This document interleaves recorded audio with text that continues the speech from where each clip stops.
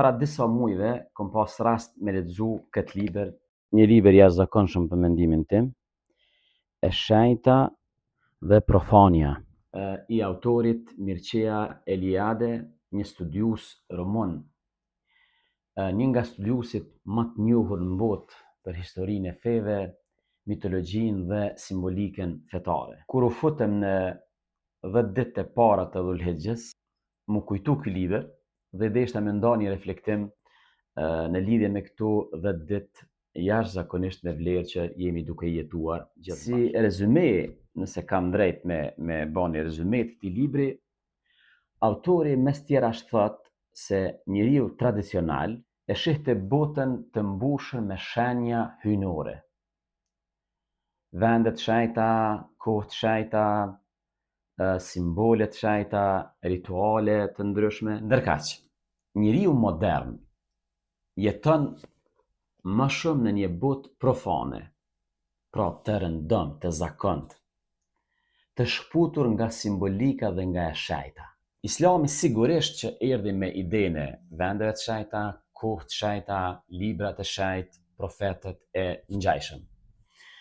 Në Islam, sezonat e adhurimit, sikur këto ditë, janë rikthim i këtij dimensionit të së shenjtës në kohë, dhe ato nuk janë vetëm data kalendarike, por janë momente ku koha mbushet me kuptim, me mëshirë dhe një farë afërsie me Allahun, një farë ndjesie se je më afër me Allahun e Madhreshëm.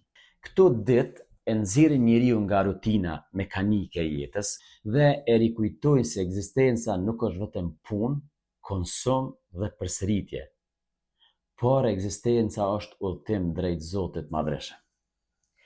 Pikërisht për këtë arsye, dietarët islam kanë përmendur 4 rregulla të rëndësishme për të kuptuar filozofinë e këtyre sezonave të adhurimit, o le të themi kohëve të shenjta. Numër 1. Sezonat e adhurimit ose kohë të shenjta janë dhuratë dhe mëshirë prej Allahut Madhreshëm për njeriu. Allahu nuk na lan rrjedhën monotone të kohës, por në hapi dritare rikthimi dhe afrimi tek Ai. E dyta, ato janë të shpërndara në kohë. Sa e patëm Ramazanin, tash na erdh Dhulhixhe, pak ma vonë vjen dita e Ashurës. E kemi për shembull kohën e Syfyrit, e kemi në javë ditën e Xumah dhe krejt kjo laramani e ditëve që zemrat të mos shkputet